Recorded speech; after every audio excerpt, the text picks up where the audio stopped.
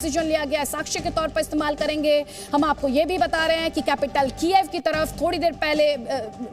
ये दावा किया जा रहा है रशिया का जो डिफेंस मिनिस्ट्री है, रक्षा मंत्रालय है, उसके द्वारा कि कीव के जो आउटस्कर्ट्स हैं उनमें रशियन फोर्सेस जो हैं वो एंटर कर चुके हैं और साथ ही 64 किलोमीटर लंबा काफिला रशियन कॉन्वॉय तेजी से अब कीव की तरफ बढ़ रहा है, जिसे लेकर लगातार बीते दिनों में आपने कई बार सुना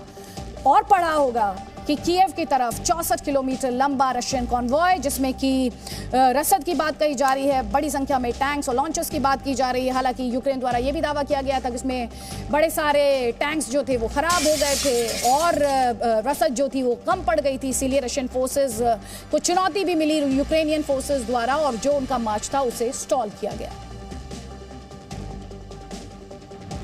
तो तस्वीरें हम आपको लगातार यहाँ पर दिखा रहे हैं कि किस तरह एक के बाद एक सीरीज को टारगेट किया जा रहा है। लेकिन जो बड़ी खबर है, जो इस वक्त बड़ी खबर है, क्लेम्स एंड काउंटर क्लेम्स के बीच, वो रूस का रक्षा मंत्रालय जिस वीडियो का दावा कर रहा है कि और साथ ही ये दावा कर रहा है कि कैपिटल कीव के आउटस्कर्ट्स तक रशियन फोर्सेस पहुंच गए हैं। हम आपको लगातार दिखा रहे हैं कैसे अभी तक कैपिटल कीव में स्ट्राइक्स किए गए हैं, एयर स्ट्राइक्स किए गए हैं और जो इमारतें हैं वो खंडहर में तब्दील हो चुकी हैं, कई इमारतें ध्वस्त हो चुकी हैं। यूक्रेन ये कह रहा है कि वो मिलिट्री इंस्टॉलेशंस नहीं थे, वो गवर्नमेंट बिल्डिंग्स नहीं थी, उनमें से कई रिहायशी इलाके हैं, रिहायशी इलाकों को टारगेट करते हुए ये स्ट्राइक्स की गई। और दूसरी तरफ अब ग्राउंड पर भी फोर्सेस जो है वो रशियन दावे को माना जाए तो कीव के जो आउटस्कर्ट्स हैं वहां तक पहुंच जाने का दावा रशियन फोर्सेस द्वारा किया जा रहा है। तो अभी तक एयर स्ट्राइक्स और उससे होने वाले नुकसान की बात की जा रही थी, अब रशिया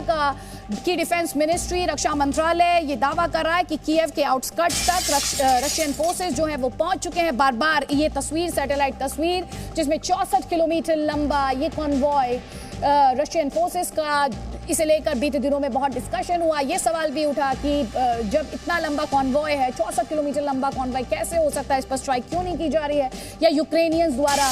इसके खिलाफ कोई एयर स्ट्राइक्स को लेकर कोई बड़ा एक्शन क्यों नहीं लिया जा रहा है। तो आपको बता दें कि इस वक्त जो बड़ी खबर है वो रशियन डिफेंस मिनिस्ट्री की तरफ से आ रही है, जिसमें वो दावा कर रहे हैं कि कैपिटल कीव, और अगर इस दावे पर यकीन किया जाए और ये दावा सही है तो अब फाइट कैपिटल कीव के लिए होगी। जैसे कि लगातार डिफेंस एक्सपर्ट, सिक्योरिटी एक्सपर्ट बार बार कह रहे थे कि असली लड़ाई कैपिटल कीव की है। प्रेसिडेंट ज़ेलेंस्की डटे हुए हैं, उन्होंने कहा था कि वो देश छोड़कर नहीं जाएंगे, वो रशिया के टारगेट नंबर 1 है और उनकी फैमिली टारगेट नंबर 2 है। अब ये पूरी लड़ाई किस तरह से आगे बढ़ेगी उसे लेकर जाहिर तौर पर दुनिया में चिंता होगी, क्योंकि अभी तक जब कैपिटल कीव की बात की जा रही थी तो एयर स्ट्राइक्स की बात की जा रही थी।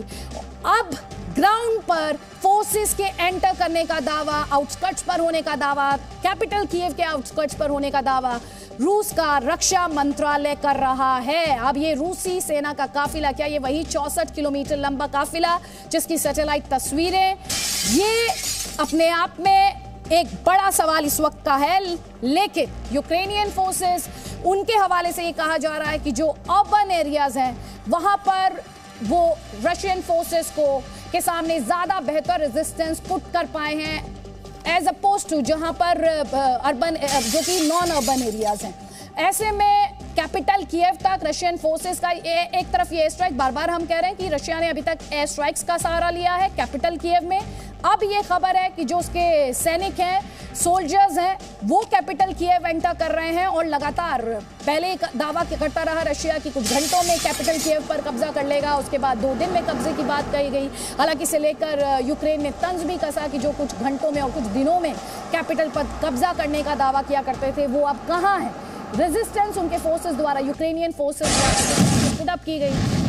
उसके बाद अब इस वक्त की बड़ी खबर यही है कि रशियन डिफेंस मिनिस्ट्री ये दावा कर रही है कि उसके सोल्जर्स, उसके फोर्सेस कैपिटल कीव में घुस रहे हैं, आउटस्कर्ट्स तक पहुंच गए, रशियन टैंक्स वहां तक पहुंच गए हैं। तो अभी तक जो लड़ाई सिर्फ एयर स्ट्राइक्स के माध्यम से लड़ी जा रही थी, अब वो लड़ाई ग्राउंड पर भी लड़ी जाएगी। और आपने लगातार देखा है, चाहे वो मारिउपोल सिटी हो, चाहे खरसोन हो, या इसके अलावा खार्किव की लड़ाई हो, हर जगह आपने देखा है कि किस तरह से रशियन फोर्सेस ने एक सोची समझी रणनीति के तहत